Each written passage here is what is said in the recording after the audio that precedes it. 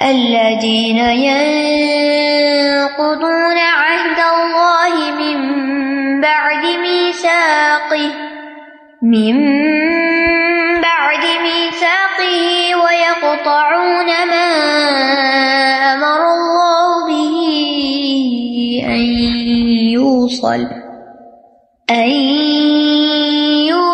ويفسدون في الأرض أولئك هم الخاسرون۔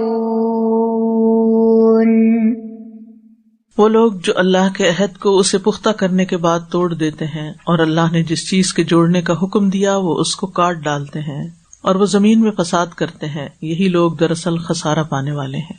اب یہاں فاسقین کی صفات بتا دی گئی کہ فاسق کون کون ہوتے ہیں۔ ویسے تو ان کی اور بھی کئی علامات ہیں، لیکن اس آیت میں خاص طور پر جو باتیں بیان کی گئی ہیں ان میں سے نمبر 1 کہ وہ اللہ کے عہد کو توڑتے ہیں، نمبر 2 یہ کہ جس چیز کو اللہ نے جوڑنے کا حکم دیا ہے اس کو کاٹتے ہیں، اور نمبر 3 وہ زمین میں فساد کرتے ہیں۔ الذین ینقضون عہد اللہ من بعد میثاقہ، نقد کہتے ہیں ایسی چیز کو توڑنا اور کھول دینا جس کو پہلے جوڑا اور ملایا گیا ہو۔ جیسے رسی ہے نا، رسی آپ نے بٹی یا کوئی گرہ لگائی، ٹھیک ہے، تو پھر آپ نے اس کو کھول دیا، یا کوئی چیز ملائی تھی آپ نے پھر اس کو الگ کر دیا، یعنی جو کیا اس کو انڈو کر دیا، یعنی اس کو انڈو کر دینا۔ تو یہاں مجازی طور پر عہد توڑنے کے لیے استعمال کیا گیا ہے، کیونکہ یہ زیادہ مؤثر ہے۔ کاٹنے کی بجائے وعدہ کاٹ دیتے ہیں، کیا کہا گیا؟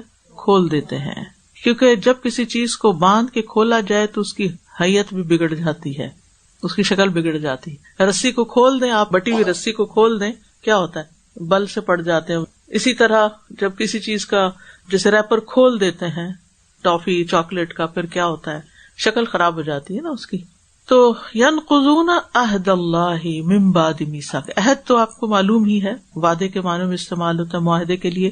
من بعد میثاق، میثاق کا لفظ وثوق سے ہے، کسی سے یقین دہانی لینا، پکا کرنے کے بعد، یعنی مضبوط کرنے کے بعد، یعنی مراد وہ چیز جس سے اللہ نے اپنے عہد کو تقویت دی اور مضبوطی دی۔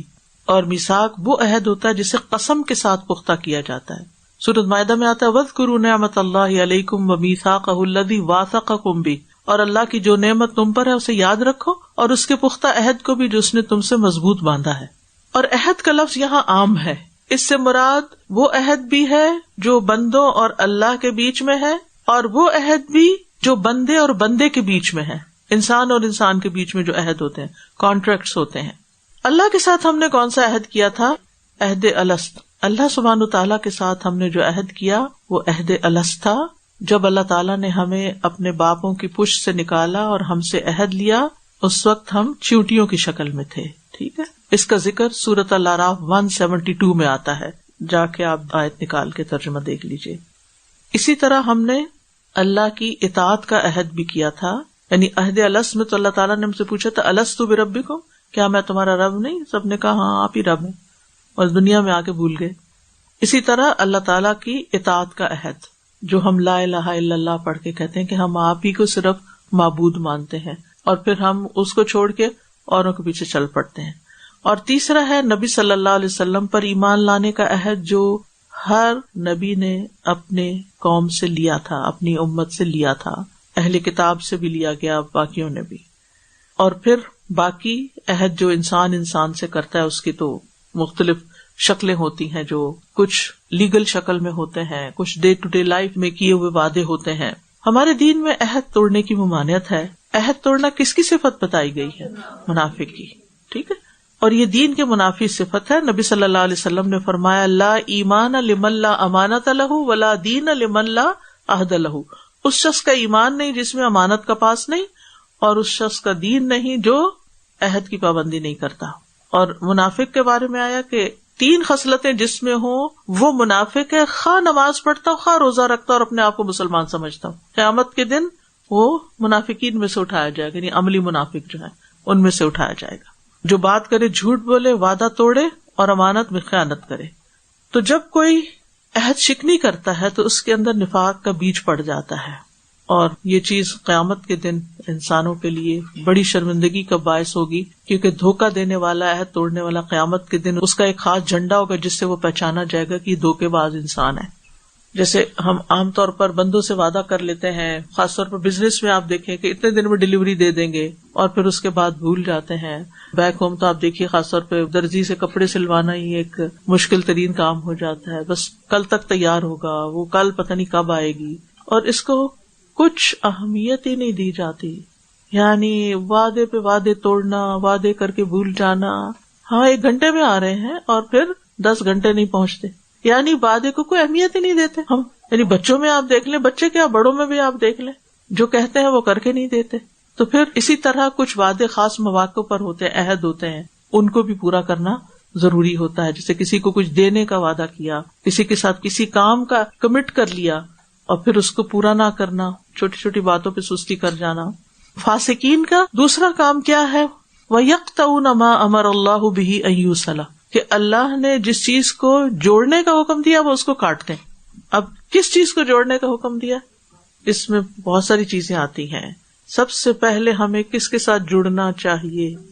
ہاں، اللہ کے ساتھ جڑنا چاہیے، قرآن کے ساتھ جڑنا چاہیے. قرآن سے جڑے ہوئے ہیں، اللہ سے جڑے ہوئے ہیں، نبی صلی اللہ علیہ وسلم سے تعلق جوڑنا چاہیے. ٹھیک ہے. اور پھر حقوق العباد جس میں رشتے داروں سے جوڑنا، صلہ رحمی جس کو کہتے ہیں. صلہ رحمی کیا ہوتی ہے؟ نسب میں جتنے رشتے ہیں، ماں کی طرف سے یا باپ کی طرف سے، سب سے جوڑ کے رکھنا. نبی صلی اللہ علیہ وسلم نے فرمایا ہے کہ رشتوں کو جوڑو خاص سلام کے ذریعے. اور رشتے کہاں تک ہیں؟ چوتھے باپ تک. جیسے نبی صلی اللہ علیہ وسلم محمد بن عبداللہ بن عبد المطلب بن ہاشم کی جتنی بھی اولاد ہوگی ان سب تک آپ کی صلہ رحمی ہوگی. اب آپ بتائیے کیا ہم اس پہ پورے اتر رہے ہیں؟ بل الارحام ولو بالسلام. نہیں جا سکتے، نہیں مل سکتے، نہیں ان کے لیے کچھ کر سکتے، ایٹ لیسٹ سلام دعا رکھو، حال حوال خیر خبر رکھو. اور یہاں تو چھوٹی چھوٹی باتوں پہ زندگی بھر ناراض ہو کے بیٹھ جاتے ہیں. یہ کس کی کوالٹی بتائی جا رہی ہے کہ وہ رشتے نہیں جوڑتے؟ فاسقین کی. اگر ہر انسان اس فکر میں لگ جائے کہ میں نے رشتوں کو جوڑ کے رکھنا ہے، کسی خاندان میں کوئی غریب نہ بچے. کیونکہ ہر خاندان میں ہر طرح کے لوگ ہوتے ہیں نا، کوئی بہت آگے ترقی کر جاتے ہیں، کوئی بہت پیچھے رہ جاتے ہیں. اگر صلہ رحمی کریں گے، ان کے حقوق ادا کریں گے، ان کو بھی اٹھا کے آگے لے آئیں گے، ان کے بچوں کی فیس دیں گے، وہ بچے بھی پڑھ جائیں گے، ان کے لیے زندگی اور کچھ آسان کریں گے. یعنی کتنی ضرورت ہے اس بات کی کہ رشتوں کی خیر خبر رکھی جائے. جب پتہ ہی نہیں، ہم تو اپنے باپ کی اولاد کے بھی سارے شاید نام نہ جانتے ہوں، اور پھر یہ کہ دادا کی کتنی اولاد تھی، چچا کون سے، چچا کے بچے کون سے، ان کے بچوں کے بچے کون سے. پھر صرف باپ اور دادا نہیں، ماں، نانی، خالہ، ماموں، پھپھی، یہ سارے، یعنی باپ اور ماں کی طرف سے جتنے رشتے ہیں. اب سب سے پہلے تو آپ نے ان کی لسٹ بنانی ہے اور پتہ کرنا ہے کون کون ہے. ایٹ لیسٹ ان کی خبر لینی شروع کرے. ایک دم سب کچھ نہیں ہوگا. اگر آپ نیت اور ارادہ کر لیں گے نا تو سٹیپ بائی سٹیپ آپ طریقے سوچنا شروع کر دیں گے کہ کس طرح. اور اس میں پھر ہوائی میں ویکیشن کرنے کی بجائے آپ اپنی ویکیشن کہاں کریں گے؟ رشتے داروں میں. وہ پیسے جو آپ لگا کے جائیں گے نا کسی جزیرے پر سیر کرنے کے لیے، وہ وہاں نہیں لگائیں گے. پھر اگر اس سے زیادہ ہے تو آپ وہاں بھی چلے جائیں، اللہ کی قدرت دیکھیں. لیکن سب سے پہلے آپ دیکھیں گے کہ میرے رشتے دار کہاں رہتے ہیں، میں ان کو کب وزٹ کر سکتی ہوں، اور کس کس کو کیسے ملنا ہے. وہ بھی یہاں سے پلان کر کے جائیں، چاہے 1 ہفتے کے لیے جائیں، 10 دن کے لیے، 15 دن کے لیے. پلان کیا ہوگا نا تو سب جگہ ہی پھر لیں گے. لیکن اگر پلان نہیں کیا ہوا تو مشکل ہوگا. اور اسی طرح اگر نہیں جا سکتے، نہیں ہے گنجائش نہیں ہے نہیں جانے کی، یا حالات ایسے، ذمہ داریاں ایسی ہیں کہ نہیں نکل سکتے، تو پھر ایٹ لیسٹ لسٹ بنا کے ویکلی کسی نہ کسی کو کوئی میسج بھیج دیں. ضروری نہیں کہ کال کر کے بات ہی کریں. جو قریبی زیادہ ہیں ان کو زیادہ، کیونکہ ان میں بھی درجے ہیں. جو بہت قریبی ہیں ان کا حق زیادہ، اور پھر اس کے بعد دور تک چلے جاتے ہیں ان کا حق کم ہے. اور پھر یہ کہ ان کو سلام دعا میسج. الحمدللہ عید پر تو ہم اسٹیکر بھیج ہی دیتے ہیں. ہاتھ سے میسج تو نہیں لکھتے لیکن اسٹیکر بھیج دیتے ہیں، بنا کسی کا فارورڈ بھر دیتے ہیں ان کے باکسز، جس میں نہ کوئی روح ہوتی ہے نہ جان ہوتی ہے، بس صرف ایک نام لگانا ہوتا ہے، بھیجا تھا ہم نے، چاہے وہ اگلا پڑھے یا نہ.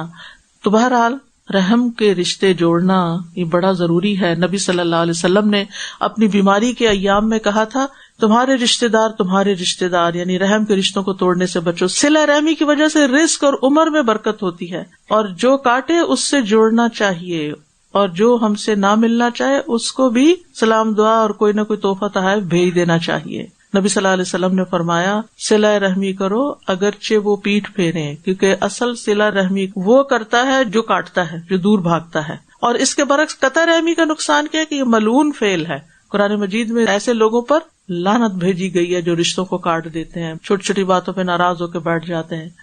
قطع رحمی دنیاوی تنگی کا باعث ہے. نبی صلی اللہ علیہ وسلم نے فرمایا جس نے رشتوں کو کاٹا یا جھوٹی قسم اٹھائی وہ مرنے سے پہلے اس کا وبال دیکھے گا. یہ اعمال کی قبولیت میں رکاوٹ ہے. نبی صلی اللہ علیہ وسلم نے فرمایا بے شک بنی آدم کے اعمال ہر جمعرات کو پیش کیے جاتے ہیں اور کسی قطع رحمی کرنے والے کے اعمال قبول نہیں کیے جاتے. اور اگر ناراضگی میں کوئی مر گیا تو آپ نے فرمایا جس نے اپنے بھائی کو 3 دن سے زیادہ چھوڑے رکھا اور وہ مر گیا تو آگ میں جائے گا. صلہ رحمی اور امانت پل صراط کے دائیں بائیں کھڑے ہوں گے اور پکڑ لیں گے ان کو جنہوں نے ان کو کاٹا ہوگا. اور صحیح مسلم کی روایت ہے لا يدخل الجنت قاطع رحم، رحم کو کاٹنے والا، رشتے کاٹنے والا جنت میں داخل نہیں ہوگا. اور ایسے لوگوں کی ایک اور خرابی کیا، وہ یفسدون فی الارض، زمین میں فساد پھیلاتے پھرتے، جہاں جاتے ہیں لڑائی جھگڑا. فساد بھی 2 طرح کا ہوتا ہے، ایک مانوی اور ایک حصی، یعنی نافرمانیاں کر کے بھی فساد کرتے ہیں جو مانوی شکل ہے، اور اس کے علاوہ بھی مکانوں کو ڈھانا، انسانوں کو قتل کرنا، درخت کاٹنا، جہاں جانا خرابیاں پھیلانا. ایمان نہ لانا بھی فساد ہے، حق سے منہ موڑنا بھی فساد ہے، خون بہانا بھی فساد ہے، عیبوں کی ٹو لگانا، چغلی کرنا، ناپ تول میں کمی، یہ بھی فساد ہے، قطع رحمی فساد ہے. اور اللہ فساد کو پسند نہیں کرتا. وَلَا تُفْسِدُوا فِي الْأَرْضِ بَعْدَ إِصْلَاحِهَا، فساد پھیلانا کس کا کام ہے؟ جو اب تک قرآن پڑھا ہے اس میں سے بتائیے. وَإِذَا قِيلَ لَهُمْ لَا تُفْسِدُوا فِي الْأَرْضِ قَالُوا إِنَّمَا نَحْنُ مُصْلِحُونَ أَلَا إِنَّهُمْ هُمُ الْمُفْسِدُونَ. تو نفاق کی وجہ سے بھی فساد پھیلتا ہے اور فاسق بھی فساد پھیلاتے ہیں. ٹھیک ہے، تو فساد سے ہمیں روکنے کا حکم ہے. وَلَا تُفْسِدُوا فِي الْأَرْضِ بَعْدَ إِصْلَاحِهَا، زمین میں اس کی اصلاح کے بعد فساد نہ کرو. اور خاص طور پر کہا گیا کہ پھر ان امتوں میں سے جو تم سے پہلے تھی کچھ بچی کچی بھلائی والے لوگ کیوں نہ ہوئے جو زمین میں فساد سے منع کرتے. یعنی ہر خاندان معاشرے کے اندر ایسے لوگ ہونے چاہیے جو فساد سے منع کریں لوگوں کو، اور جو نہ منع ہو اولئک هم الخاسرون، یہ خسارہ پانے والے ہیں. وہاں تھا اولئک هم المفلحون، کس کے لیے؟ متقین کے لیے. متقی وہ ہے جو ہدایت پاتا ہے، فلاح پاتا ہے. اور فاسق کون ہے؟ جو نافرمانی کرتا ہے اور خسارہ اٹھاتا ہے. دونوں کو کمپیریزن بھی کرے. تو خسران نقصان کو کہتے ہیں، اور ہلاکت کا بھی معنی ہوتا ہے اس میں. تو عہد توڑنا فسق، رشتوں کو توڑنا فسق، گناہ اور نافرمانیاں، فساد، فسق. اور ایسے لوگ دنیا میں بھی نقصان میں رہتے ہیں اور آخرت میں بھی. كيف تكفرون بالله وكنتم أمواتا فأحياكم ثم يميتكم ثم يحييكم ثم إليه ترجعون. تم اللہ کا انکار کیسے کر سکتے ہو حالانکہ تم مردہ تھے؟ تو اس نے تمہیں زندگی بخشی، پھر وہی تمہیں موت دے گا، پھر وہی تمہیں زندہ کرے گا، پھر اسی کی طرف تم لوٹائے جاؤ گے. یا ایھا الناس اعبدوا کے ساتھ جو اس رکوع میں بات شروع ہوئی تھی، اب وہی بات آگے بڑھائی گئی ہے کہ اللہ نے تمہیں پیدا کیا، تم اللہ کا انکار کیسے کر سکتے ہو؟ تم کچھ نہ تھے، بے جان تھے، دنیا میں نہیں تھے، تو دنیا میں لایا تمہیں، پھر وہ تمہیں موت دے گا، پھر زندگی دے گا. تو یاد رکھیے انسان کے لیے 2 موتیں ہیں، 2 زندگیاں ہیں. اس کا جو کاسمک جرنی ہے اس میں 2 موتیں 2 زندگیاں. ہم کچھ نہیں تھے. کنتم امواتن، پھر کیا ہوا؟ اب اس دنیا میں آ گئے. فاحیاکم، پھر کیا ہوگا؟ ثم یمیتکم، موت، قبر. ثم یحییکم، پھر قیامت کے دن دوبارہ زندہ کیا جائے گا، اور پھر وہ زندگی ہمیشہ کی زندگی ہے. تو جس رب نے تمہاری زندگی کے یہ مرحلے بنائے ہیں تم اس کا انکار کرتے ہو. ہمیں کیوں کہا گیا تھا عبادت کرو؟ کیونکہ اللہ نے تمہیں پیدا کیا تھا. تم عبادت سے انکار کرتے ہو، تم اللہ کو نہیں مانتے. تمہیں بنایا کس نے؟ تو اللہ تعالیٰ کو پہچاننے کے لیے کیا ضروری ہے؟ ہم اپنی ہی تخلیق پر غور شروع کر دیں، اپنی ہی لائف کی جرنی کو سمجھیں، تو عبادت ہوگی. جو اس حقیقت کو نہیں سمجھتا کہ کہاں سے آئے کہاں جانا. اگر کہیں سے کوئی شخص جا رہا ہو راستے میں اور آپ اس کی گاڑی روک کے پوچھیں کہاں سے آ رہے ہیں، وہ پتہ نہیں. آپ پوچھیں کہاں جا رہے ہیں، پتہ نہیں. تو پھر اس گاڑی پہ کیوں بیٹھے ہوئے ہو، پتہ نہیں. اور گاڑی بھی غلط چلا رہا ہو اسی لیے آپ نے روکا، تو آپ پوچھیں گاڑی چلانی آتی، پتہ نہیں.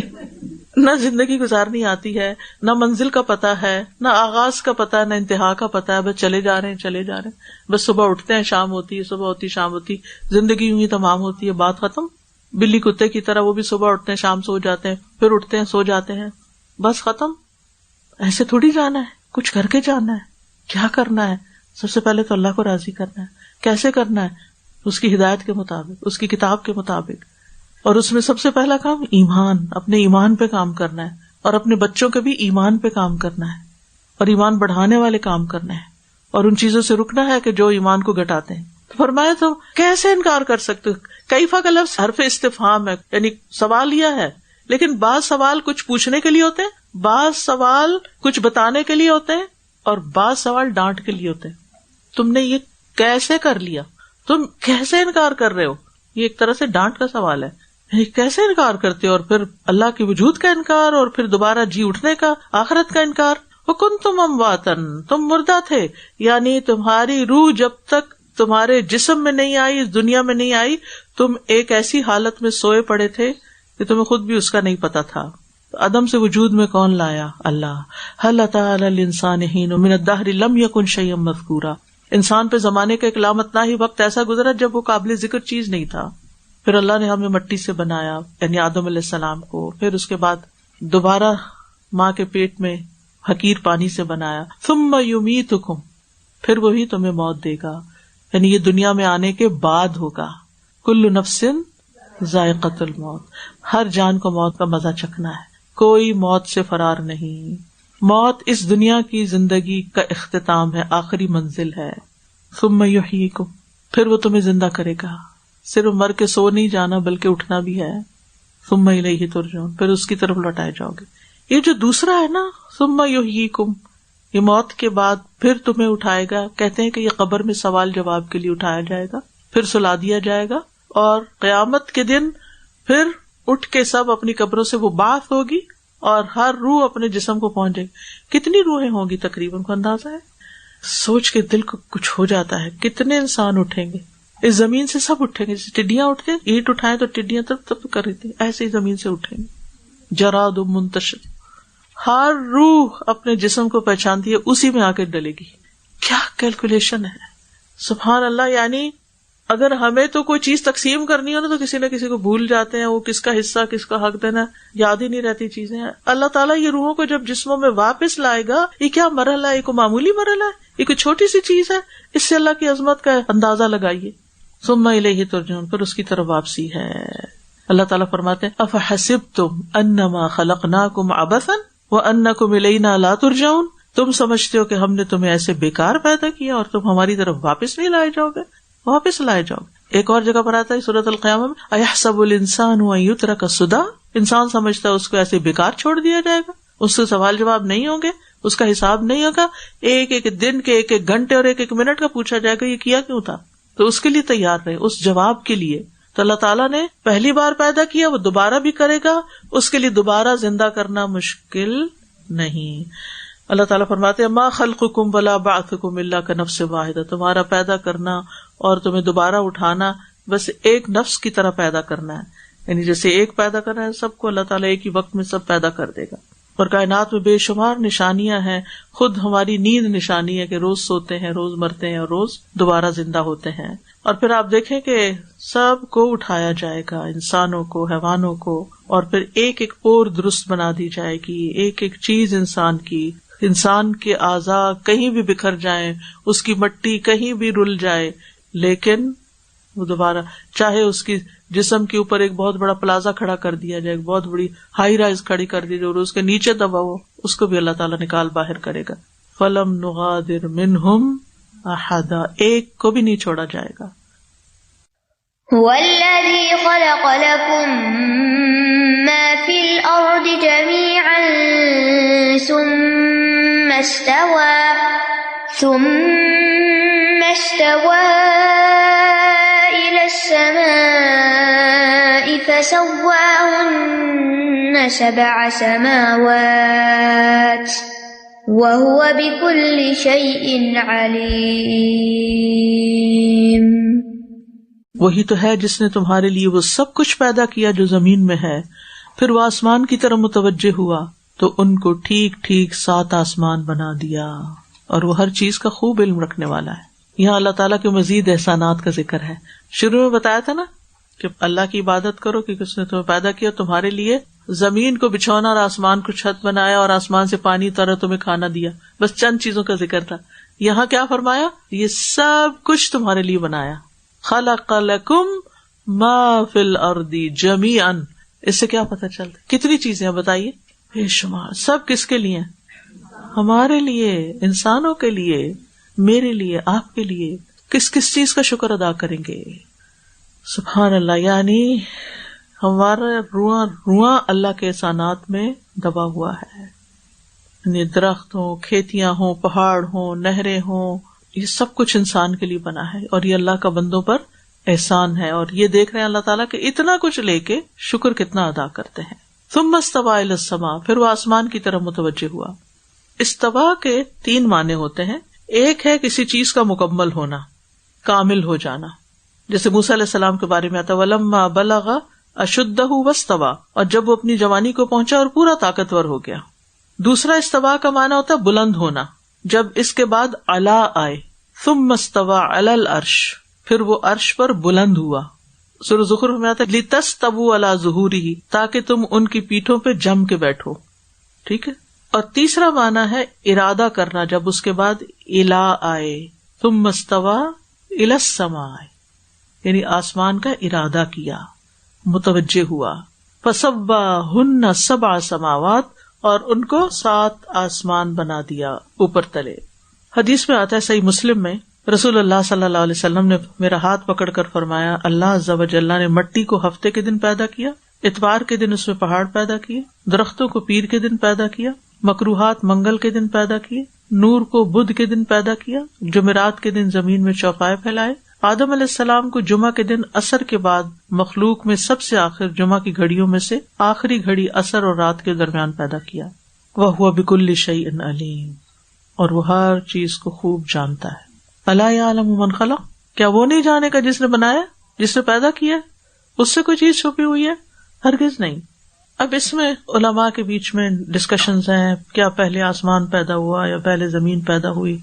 بہرحال سورۃ الانبیاء سے پتہ چلتا ہے کہ کانتا رتقن، یہ دونوں آپس میں پہلے کیا تھے؟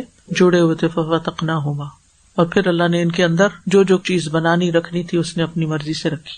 واللہ عالم. تو اس آیت سے یہ بات پتہ چلتی ہے کہ زمین کی ہر چیز بندوں کے لیے مسخر کر دی گئی ہے. ہر چیز ہمارے لیے بنی ہے، ہم ان کے لیے نہیں بنے. ہم کس کے لیے بنے؟ اپنے رب کے لیے بنے ہیں. ٹھیک ہے. لیکن ہم نے کیا کیا؟ اس کو الٹ دیا. ہم ان چیزوں کے ہو کر رہ گئے، ہم ان کی پوجا شروع کر دی، دنیا کی محبت میں گرفتار ہو گئے. یہ پوجا اور محبت کا لفظ اس لیے استعمال کیا ہے کہ عبادت میں یہ عبادت کے کانٹینٹس ہیں، اس کے انگریڈینٹس ہیں. جس چیز کی بھی انسان محبت میں گرفتار ہو جاتا ہے، شدید محبت میں، وہ گویا اسی کی عبادت، یعنی اس کا غلام بن جاتا ہے، پھر اس کی مرضی کے مطابق چلنے لگتا ہے. دنیا استعمال کے لیے دی گئی ہے، استعمال کریں، اچھے طریقے سے کریں، اس میں فساد نہیں پھیلائیں، اس کو اپنے اور انسانوں کے فائدے کا بنائیں، اس میں غور و فکر کریں، اس سے فائدہ اٹھائیں، یہ بھی عبادت ہے. لیکن اگر اس کو بگاڑیں گے، اس کا نظام بگاڑیں گے اور اس میں خرابیاں پیدا کریں گے تو پھر اللہ کی ناراضگی. اس آیت سے علماء نے ایک اور مسئلہ بھی نکالا ہے، اور وہ یہ کہ زمین میں جو کچھ ہے اس کا استعمال مباح ہے، سوائے اس کے کہ جس کو اللہ سبحانہ وتعالیٰ خود منع کر دے کہ اس کے ساتھ کیا کرنا اور کیا نہیں کرنا. مثلاً زمین کی ہر چیز ہم کھا سکتے ہیں سوائے اس کے کہ جو اللہ تعالیٰ نے ہمیں منع کر دیا، ہمیں گائیڈ لائن دے دی کلوا مما فی الارض حلالا طیبا. ہے سارا تمہارا، لیکن ہر چیز کھانے کے لیے نہیں ہوتی، سارے جانور کھانے کے نہیں. اگر سارے کھانے کا تو آپ دیکھیں کہ پھر انسان جن لوگوں نے حلال کیا وہ دیکھیں نا کیا کیا نہیں کھا جاتے. کہنے کی ضرورت نہیں ہے کون ہے، سب کو پتا ہے. تو اسی طرح زینت، خذوا زینتکم عند کل مسجد، مردوں کے لیے بھی زینت حلال ہے مسجد جانے سے پہلے، لیکن کس چیز سے منع کیا؟ سونے سے منع کیا، ریشم پہننے سے مردوں کو منع کر دیا. اسی طرح عورتوں کے لیے زیب و زینت حلال ہے، لیکن کس چیز سے منع کیا؟ کہ مردوں کے سامنے ظاہر نہیں کریں، نمائش نہیں کریں، اس کی اسراف نہیں کریں. ٹھیک ہے. تو اللہ تعالیٰ ہمیں عمل کی توفیق دے. اللہ سبحانہ وتعالیٰ سے دعا کرتے ہیں رب اعنی علی ذکرک و شکرک و حسن عبادتک. اس رکوع کا یہی میسج ہے. اور نبی صلی اللہ علیہ وسلم نے حضرت معاذ سے کہا تھا اے معاذ میں تم سے محبت کرتا ہوں. ہر نماز کے بعد یہ دعا پڑھنا نہیں بھولنا. آپ نے بھی آج کے بعد اس کو اپنے فرض نماز کے بعد سلام پھیرتے ہی اللہ اکبر استغفر اللہ استغفر اللہ استغفر اللہ اللہم انت السلام منک السلام تبارک یا ذی الجلال والاکرام رب اعنی علی ذکرک و شکرک و حسن عبادتک. امام ابن تیمیہ اس کو اپنے سجدوں میں پڑھتے تھے کہ جس کو ذکر شکر اور عبادت کی توفیق ہو جائے پار ہو گیا. ان اللہ لا یستحیی ان یضرب مثلا ما بعوضة فما فوقها فأما الذين آمنوا فيعلمون أنه الحق من ربهم وأما الذين كفروا فيقولون ماذا أراد الله بهذا مثلا يضل به كثيرا ويهدي به كثيرا وما يضل به إلا الفاسقين الذين ينقضون عهد الله من بعد ميثاقه ويقطعون ما أمر الله به أن يوصل ويفسدون في الأرض أولئك هم الخاسرون. كيف تكفرون بالله وكنتم أمواتا فأحياكم ثم يميتكم ثم يحييكم ثم إليه ترجعون. هو الذي خلق لكم ما في الأرض جميعا ثم استوى إلى السماء فسواهن 7 سماوات وهو بكل شيء عليم. وآخر دعوانا ان الحمد للہ رب العالمین. سبحانک اللہم وبحمدک اشہد ان لا الہ الا انت استغفرک واتوب الیک. السلام علیکم ورحمۃ اللہ وبرکاتہ.